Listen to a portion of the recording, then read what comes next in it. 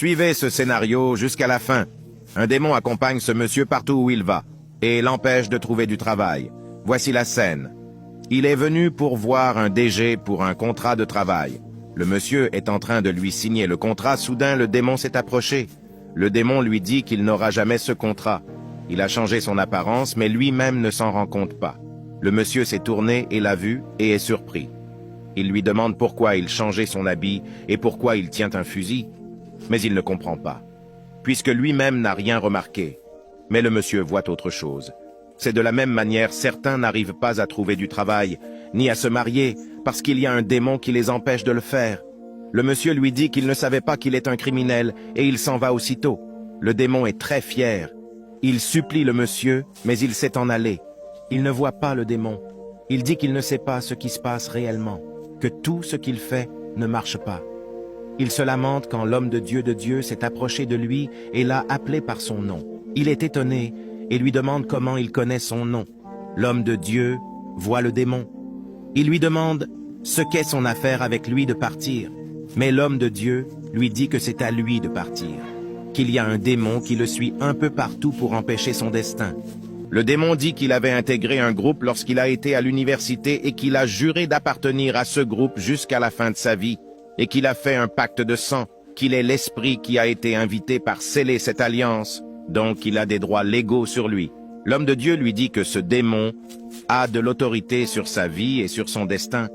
Il lui dit ce que le démon lui dit, qu'il appartenait à un groupe occulte, si c'est vrai. Et il dit que c'est vrai, et qu'il a fait un serment avec son sang envers le démon. Et il dit qu'il l'a fait. Il lui dit que c'est la racine de son problème. L'homme de Dieu peut voir le démon. Il lui demande pourquoi il veut détruire sa vie et lui bloque toutes les portes. Il dit est devenu inactif dans la secte, que c'est ce qui a agacé la divinité de ce groupe sectaire, et qu'il a décidé que rien de bon ne sortira de lui. Plusieurs sont bloqués sur plusieurs plans par des démons familiaux, car leurs ancêtres ont signé des pactes et ont fait des alliances pas possibles, qui empêchent leur petit enfant aujourd'hui de réussir. L'homme de Dieu lui dit que c'est pourquoi le démon le poursuit. Il demande à l'homme de Dieu de l'aider, mais il lui dit qu'il ne peut rien faire, que ce démon a des droits légaux sur sa vie, que c'est lui seul qui a le pouvoir de se libérer de ce démon. Le démon dit qu'il l'appartient. L'homme de Dieu lui dit qu'il ne l'a pas créé, qu'il peut encore décider. Tout est question de décision.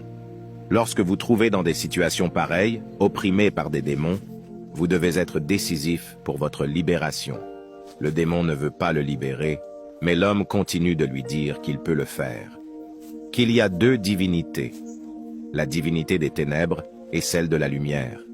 Et s'il peut accepter de suivre la divinité de la lumière, qu'il sera libéré de ce lien démoniaque. Il lui demande s'il est prêt à suivre la divinité de la lumière, qu'il lui parle de Jésus-Christ, que lui seul peut se libérer de cet esclavage. S'il peut confesser Jésus-Christ comme son Sauveur et son Seigneur, qu'il sera libéré. Mais le démon s'oppose. C'est comme ça. Les démons tiennent des milliers dans la souffrance et dans l'amertume et refusent de les libérer. L'homme de Dieu lui demande de répéter avec lui pour confesser Jésus-Christ, mais le démon l'agite, car il ne veut pas, qu'il l'appartient. Mais l'homme de Dieu l'a commandé de le laisser, et il l'a laissé. L'homme de Dieu lui dit de répéter après lui, qu'il accepte Jésus-Christ comme son Seigneur et son Sauveur personnel, qu'il renonce aux alliances et aux idoles, qu'il renonce au secteur qu'il appartenait, qu'il donne sa vie entière à lui seul.